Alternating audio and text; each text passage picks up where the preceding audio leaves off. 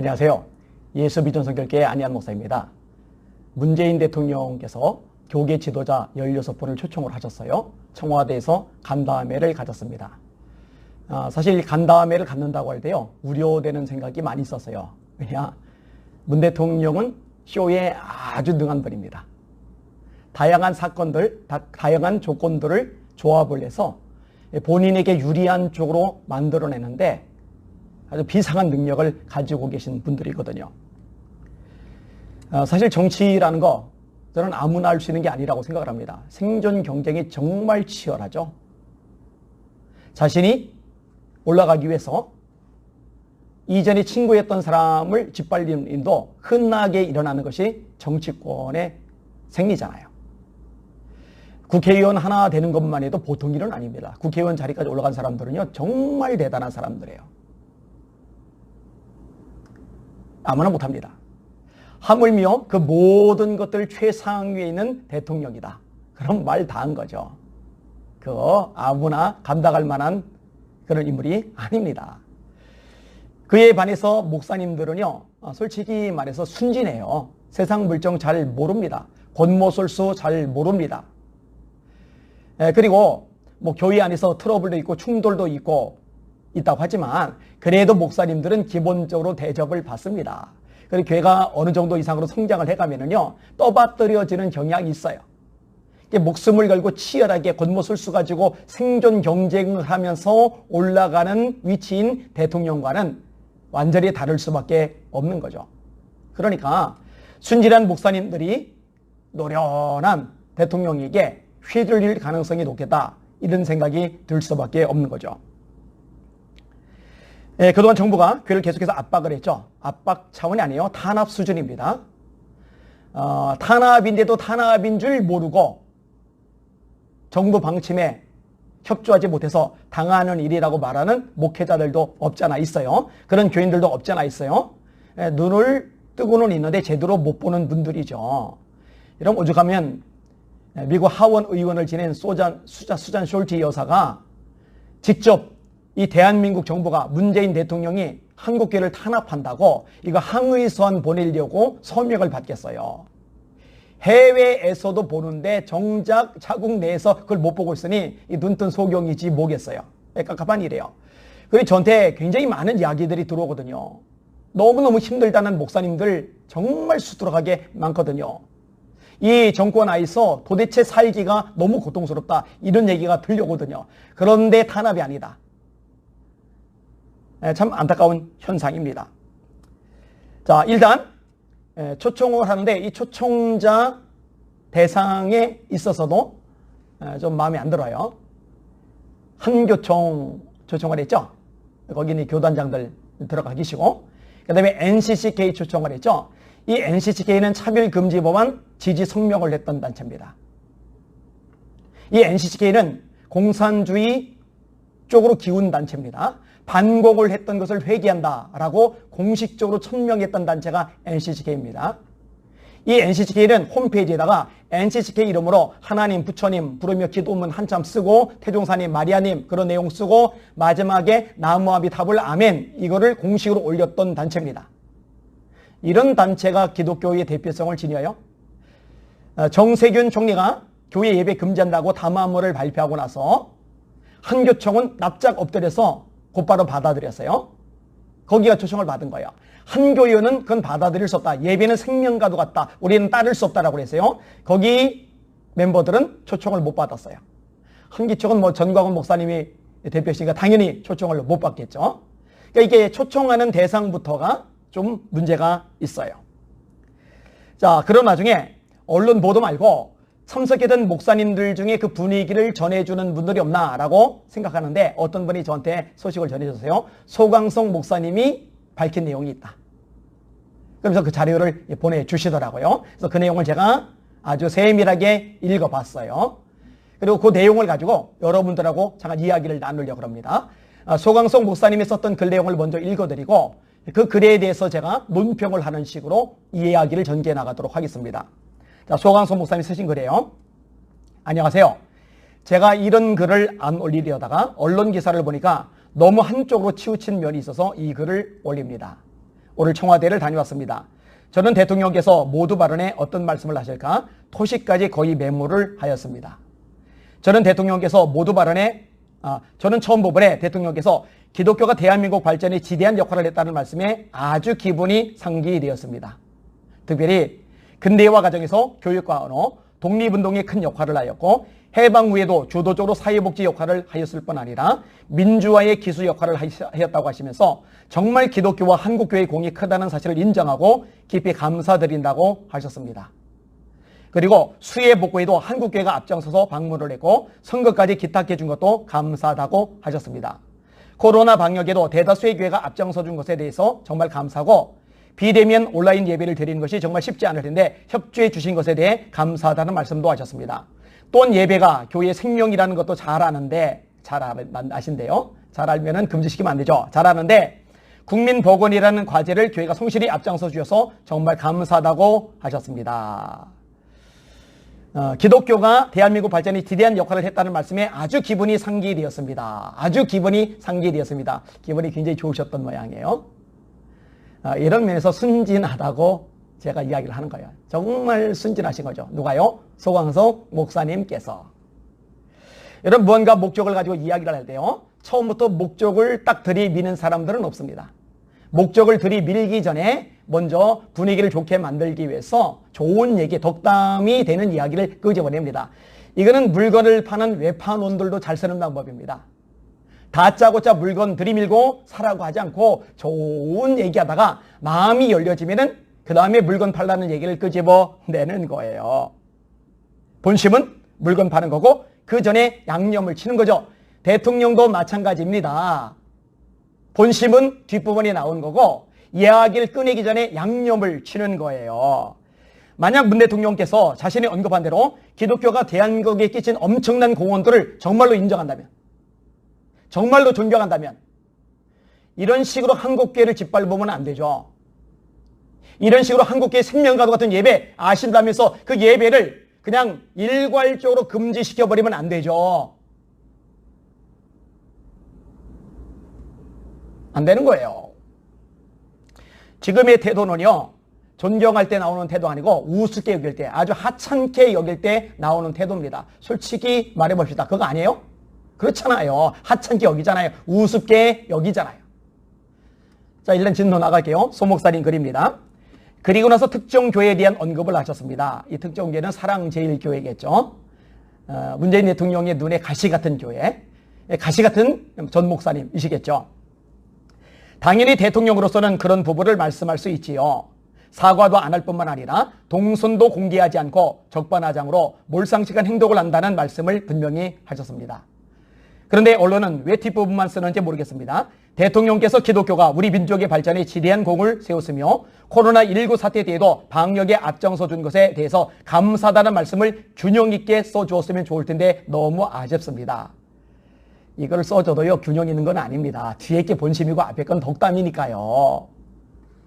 그런데 언론은 왜 뒷부분만 쓰는지 모르겠습니다. 저는 현장에 참석했던 사람으로서 일부 언론이 한쪽만 보도함으로써 마치 싸움을 붙이는 듯한 인상을 느꼈습니다. 제가 앞부분 방송에서 이 부분을 다뤘습니다. 교회가 사과를 안 한다. 몰상식하다. 그런데요, 진짜 사과를 먼저 하셔야 될 분은 문재인 대통령입니다. 누구에게? 국민들 전체에게. 왜냐? 이 코로나가 이만큼 확산되는데 가장 실수를 많이 한 곳이 문재인 대통령 현 정부이기 때문입니다. 2월 10일 완전히 종식될 때까지 방심은 금물이지만 실제보다 과도한 불안과 공포로 위축될 필요가 없다라고 풀어놓는 발언을 하신 분이 문 대통령이시죠. 2월 12일 남대문 시장 방문하죠. 2월 13일 6개그룹 총수 경영진 만나죠. 코로나19는 머지않아 종식될 거다. 끝날 거다. 이거 기사 다 나갔죠. 국민들이 안심하게 만들었죠. 안심하게 만들면 안 될 상황인데 4월 23일 감염병 전담병원을 일부 지정 해제하죠. 역시 느슨하게 만들었어요. 그리고 나서 4월 30일에서 5월 5일까지 이태원 클럽발 감염병 폭탄이 터졌죠. 느슨하게 하지 말았어야 됐는데 5월 10일에 취임 3주년 특별연설을 통해 일상 복귀를 마냥 늦출 수 없다. 방역이 경제의 출발점이지만 방역이 먹고 사는 문제까지 해결해 주지 않는다. 경제에 집중하는 표현을 했죠. 5월 27일 해양수산부가 전국 267개 해수욕장 개장을 발표를 했죠. 해수욕장은 마스크 안 쓰죠. 해수욕장은 거리 두기 안 하죠. 그런데 전면 개장하도록 허용을 해줬어요. 이것만 막았어도 아마 감염이 많이 줄었을 겁니다. 해수욕장에서 얼마나 번져갔는지 이거는 절대로 역학조사를 안 해요. 왜냐 그러면은 정부 책임이 드러나 버리니까. 6월 1일에 8대 분야 1684억 원 소비 쿠폰 지급 계획을 확정을 합니다. 이렇게 어마어마한 돈을 풀어서 나눠줄 테니까 먹으러 돌아다녀라. 물건 사러 돌아다녀라. 이거 책임져야죠. 7월 21일 코로나 장기로 지친 국민들께 귀중한 휴식의 시간을 드리고자 한다. 그래서 공휴일도 아니었던 8월 17일을 임시 공휴일로 만들어서 마음껏 돌아다니게 엉켜붙게 만들었죠. 8월 10일에 후베이성 사람들 들어오도록 다 입국 금지 해제를 시켜버렸죠. 여러분 이런 것들에 대해서 단 한 번도 사과하신 적이 없어요. 그러면서 한 귀에 찍어서 사과할 줄 모른대요. 그러면은 모신 목사님들께서 대통령께서 정책의 최후 실권자로서 이런 부분에서 미스를 많이 하셨는데 교회만 너무 나무랄 게 아니라 대통령이 책임의식을 가지고 이런 부분을 좀 이야기하실 필요가 있지 않았겠습니까? 그런 얘기도 좀 나올 법하지 않을까요? 아마 어렵겠죠. 그런 얘기 하기는요. 우리 소 목사님은 그런 거 지적할 생각해 보셨는지 모르겠어요. 자, 소 목사님 걸 마저 읽어드릴게요. 대통령의 모두 발언에 이어 김태형 한교총 대표회장님이 정말 꼿꼿한 자세로 하실 말씀을 다 하셨습니다. 김태형 총회장님의 발언을 크게 두 가지로 이야기할 수 있는데요. 하나는 방역 인증제였습니다. 이것은 제가 한국교회에서 최초로 주장했던 선별 행정권을 이야기하는 것이죠. 이게 좋은 것은 우리 교회뿐만 아니라 모든 상업시설도 방역 수칙을 잘 지키고 확진자가 나오지 않는 곳은 방역 인증제를 주는 거예요. 그렇게 되면 다른 상업시설이나 다른 교회도 그 모범을 따라갈 수밖에 없습니다. 이것은 맨 먼저 제가 주장한 것이지만 김태형 대표회장님이 말씀해 주셔서 정말 감사하게 생각합니다. 또 하나는 정부와 교회의 협의체를 구성하는 것입니다. 중앙에서는 한교총과 중대본이 협의체를 맡고 지자체는 지역교회 협의회와 협의체를 맺는 것입니다. 이 부분에 대해서는 충분한 검토를 하라고 대통령께서 비서실장과 문화부 장관 그리고 시민사회 수석에게 즉석에서 잘 이행하도록 지시를 하셨습니다. 저는 이 부분에 대해서는 큰 소득이 있다고 생각합니다. 물론 이 부분을 또 비판한 의견도 있더라고요. 협의체를 구성하는 그 지자체가 정부로 하여금 교회를 통제하는 모티브가 된다는 것입니다. 굉장히 중요한 부분이에요. 협의체를 구성하는 그 자체가 정부로 하여금 교회를 통제하는 모티브가 된다는 것입니다. 듣고 보니 그 비판에도 일리는 있었습니다. 그러나 전염병 위기 때문에 그렇지 다른 때에 이런 협의체를 구성할 필요가 있겠습니까? 종교의 자유는 헌법에 보장이 된 겁니다. 나머지 법률들은 헌법 아래 있습니다. 방역과 관련된 법률들도 헌법 아래 있는 거예요. 그래서 이 방역에 대한 이 법률이 헌법에서 보장된 종교의 자유, 특별히 예배 부분을 건드리는 것을 인정을 안 해요, 사실은. 그런데 방역 상황, 방역 법률에 따라서 지금 예배를 제한하고 종교를 간섭하고 지금 압박을 가하고 있는 거거든요. 종교의 자유를 침해하고 있는 거거든요. 여러분, 미국의 트럼프 대통령은요, 이 부분을 명확하게 인식했더라고요. 그래서 지자체들이 교회 예배를 금지하는 것, 이것을 못하도록 아주 중요한 발표를 했더라고요. 이런 부분은 솔직히 부럽더라고요. 또 미국의 교회들은 무조건 숙이고 들어가지 않고 소송을 제기를 했더라고요. 그리고 승소를 했더라고요. 이거 우리가 좀 귀담아 들을 부분이 있는 사안들입니다. 대한민국의 헌법에 보장된 종교의 자유, 그중에 특별히 가장 핵심인 예배의 자유를 건드려요. 정부가 교회의 핵심 사항까지 간섭하고 통제하는 거예요. 그런데 무슨 정부와 교회 간의 협의체를 만든다는 말을 해요. 소 목사님도 인정을 했어요. 협의체를 구성하는 그 자체가 정부로 하여금 교회를 통제하는 모티브가 된다는 것입니다. 듣고 보니 그 비판에도 일리가 있습니다. 문제는 그 다음 말씀인데요. 그러나 전염병 위기 때문에 그렇지 다른 때에 이런 협의체를 구성할 필요가 있겠습니까? 이론이 순진하다고 하는 거예요. 여러분 통제한다고 하는 거요. 일단 시작이 되면은요. 그 다음에는 손쓰기가 어려워져요. 그동안의 정부는요. 정치권은요. 종교계 앞에 저자세였어요. 표가 있기 때문에. 근데 이제 종교계를 잡고서 흔들 수 있는 고삐를 만들었어요. 그게 이제 종교인 과세라는 겁니다.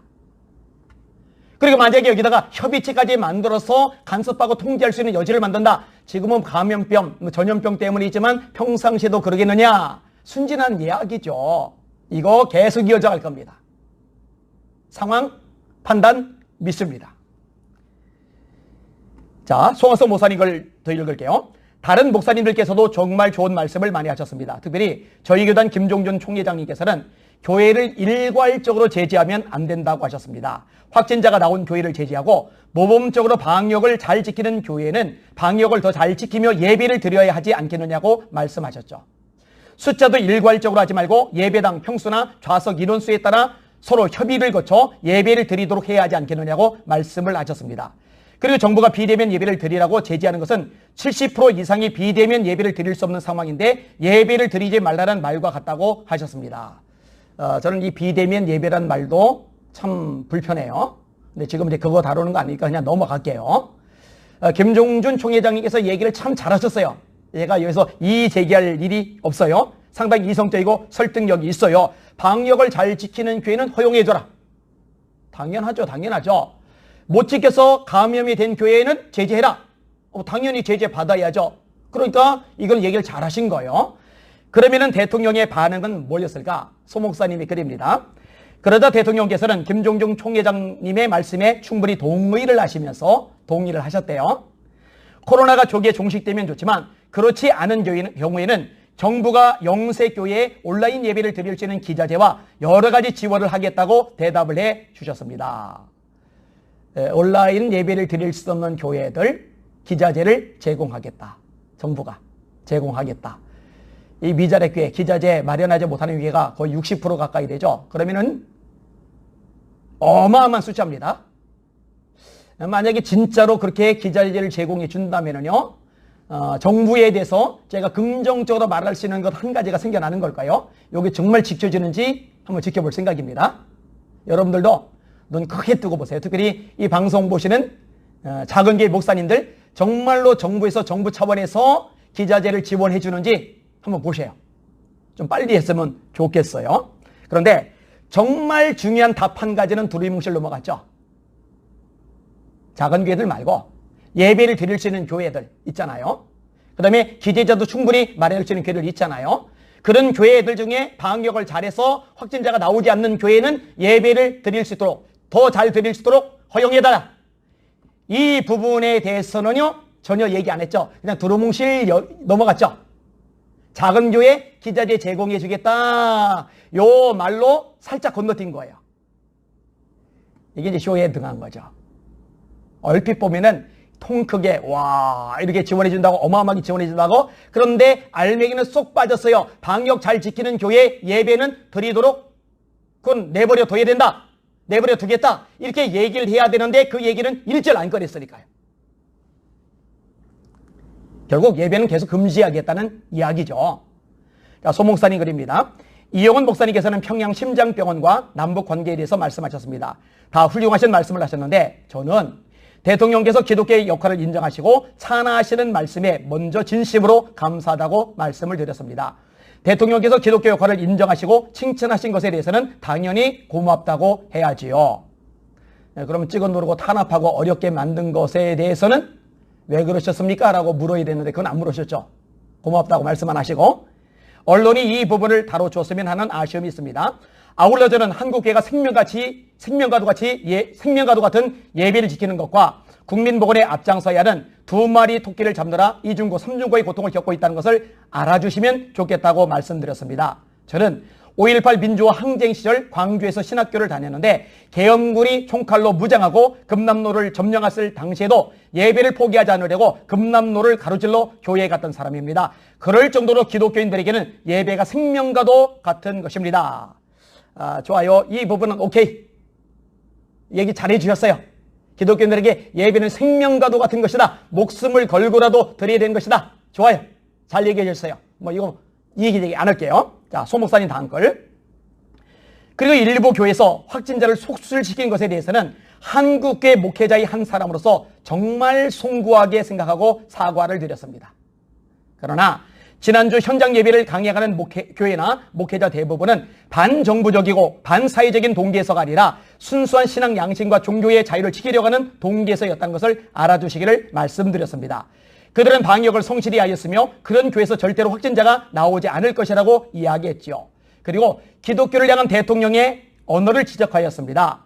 위중한 코로나 시기에 충분히 이해는 할 수 있지만 그러나 종교의 근본적인 자유를 훼손하거나 폄훼하는 듯한 언어를 사용하시면 기독교인들뿐만 아니라 종교인들에게 오해를 불러일으킬 수 있다고 말입니다.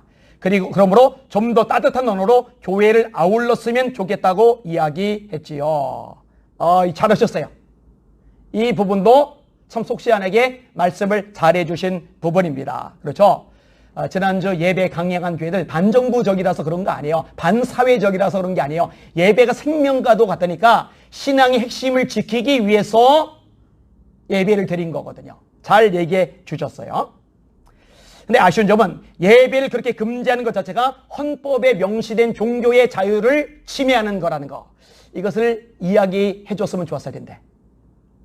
우리 소목사님 아니라도 다른 분들이라도 이것을 이야기하셨으면 좋았을 텐데. 그리고 대통령이든 법무부 장관이든 아니면 중대본 본부장이든 그 누구라도 헌법 아래 있다는 거. 헌법이 말하는 것을 넘어서면 안 된다는 것. 이거를 좀 확실하게 이야기했으면 좋았을 텐데. 아쉬움이 있어요. 그 다음에 또 하나. 왜 성당과 사찰은 허용하고 교회 예배만 금지시켰느냐. 이거 왜 물으신 분들 없었을까 궁금해요. 이것도 질문을 좀 누군가 했으면 좋았을 텐데. 아쉬워요. 자, 교회에서 확진자가 많았다. 그럼 확진자 나온 교회만 문 닫으면 돼요. 자, 콜센터에서 확진자가 많이 나왔어요. 그러면 전국에 있는 콜센터들 다 문 닫게 합니까? 아니요.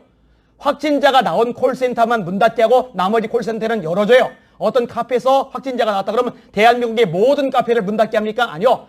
확진자가 나온 카페만 문 닫게 하고 다른 카페들은 놔둬요. 식당도 역시 마찬가지. 그런데 왜 교회만? 어떤 교회들에서 확진자가 나왔으면 나머지 모든 교회, 압도적으로 많은 교회, 5만 교회가 넘는데 그 많은 교회가 동시에 다 문을 닫아야 되는 거죠? 그건 아니잖아요. 이런 얘기를 좀 했으면 좋았을 텐데요. 소 목사님 걸 좀 더 읽을게요. 한기채 목사님께서는 차별금지법을 말씀하시기도 했고요. 요거 참 잘 얘기하셨어요. 지금요, 코로나 전국에 이 코로나 소용돌이에 다 휩쓸려 들어가다 보니까 여기에 정신 못 차리고 몰두하다 보니까 진짜 중요한 것, 차별금지법 막는 것, 이것을 지금 약간 손을 놓고 있는 것 같은 느낌을 받아요. 열심히 일하는 분들만 핏대를 높이고 싸우고 움직이고 행동하고 대다수의 교인들이 이 부분에 대해서 관심을 많이 집중하지 못하고 있는 이런 상황이 되어버렸어요. 이럴 때 슬그머니 차별금지법안 통과시켜버리면 큰일 납니다. 정말 끝장납니다. 지금이라도 정신 바짝 차리시고 코로나 예배 부분 가지고 힘써 목소리 내시고 움직이시되 이 차별금지법안 부분에 대해서도 계속적으로 기도를 하시며 마음을 모아주셔야 돼요. 한기치 목사님 이 부분 얘기 잘하신 거예요. 자, 소강서 목사님 그걸 마저 읽을게요. 저는 한 주간만 지나면 300~400명대의 확진세가 꺾여지리라고 봅니다. 이럴 때 교회의 정신적, 영적 방역이 더 중요한 때라고 봅니다. 코로나가 제법 오래 갈지라도 이런 상승세는 반드시 꺾여지고 지나가기를 기도합니다. 상승세가 꺾이긴 할 거예요. 그런데 그 전에 미자리 교회들이 고사당할 겁니다. 큰일 났어요. 여러분 관심 가져주세요. 기도해 주셔야 됩니다. 이미 월세 못 내는 교회들이 수두룩합니다.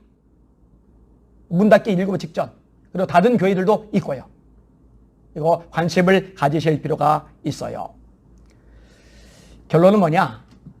문재인 대통령께서 그래 방역을 잘하는 교회, 확진자가 나오지 않는 교회, 그런 교회는 예배를 드리는 게 헌법의 정신에 맞는 것이다. 이거 더 이상 손대지 않겠다. 이렇게 결론이 나와야 돼요. 그러면 이 간담회는 성공에 박수 쳐야 돼요. 전 기독교인들이 여기에 참여했던 목사님들에게 존경을 표시를 해야 돼요. 결론은 뭐냐? 역시 금지입니다. 예배 전면 금지. 여기서 한 걸음도 물러나지 않았어요.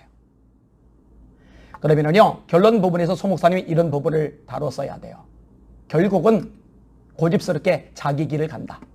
결국은 교회를 여전히 압박하고 예배를 탄압하고 있다. 이거 한국교회 기독교인들이 깨어서 기도하자. 깨어서 기도하자.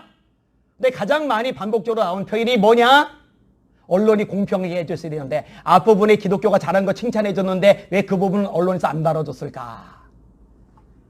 그게 초점이 아니에요. 저는 소광석 목사님의 글이 쇼에 능한 문재인 대통령에 대해서 긍정적인 평가를 하게 하는 요소가 될까 봐 두렵습니다. 마치 문재인 대통령께서 소통을 잘하는 분으로 너무너무 소통을 잘해서 원활하게 대화가 이루어진 것으로 헷갈리게 만들까 봐 염려가 됩니다. 소통이 없었죠. 일방통행이었죠. 결국 당신의 얘기만 끄집어낸 거잖아요. 결국 예배 전면 금지 한 걸음도 물러나지 않은 거잖아요. 방역을 철저하게 하면서 예배를 자유롭게 드리도록 하겠다. 그거 건들지 않겠다. 이런 얘기는 어차피 없었는데요. 계속 예배를 못 드리게 할 겁니다. 생명과도 같은 예배를 우리가 놓칠 수 없다고, 포기할 수 없다고, 물러날 수 없다고 계속 예배를 드리면 아마 불이익을 줄 겁니다. 이미 그렇게 되고 있죠. 지역사회에서도 교회를 혐오 집단으로 몰아가요. 정치권에서 앞장서서 그런 물꼬를 열어놓은 거예요. 언론이 받아쓰기를 한 거예요. 거기에 국민들이 부화내동을 하는 거죠. 애초에 예배를 건들지 않았다면, 예배 금지를 하지 않았다면 이렇게까지 혐오스러운 분위기 만들어가지 않았을 겁니다. 문 대통령이 정말 귀 기울여 들었는지 아니면 교계 지도자를 모아놓고 또 한 번 쇼를 했는지 금방 드러날 겁니다. 저희 예수비전 성결교회는 내일 모여서 예배 드립니다. 자, 이 부분에 대해서 시에서, 구에서, 정치권에서 어떻게 대할지 가만히 지켜볼 생각이에요. 정부가 강제 해상 명령을 내려서 예배를 드릴 수 없어서 어차피 못 드린다면 모를까? 우리 손으로 예배를 안 드리는 것은 안 할 생각이에요. 강제로 못 드리게 하면 모를까? 안 드리는 것은 안 할 생각이라고요. 못 드리는 것과 안 드리는 것은 하늘과 땅만큼 차이가 크니까요.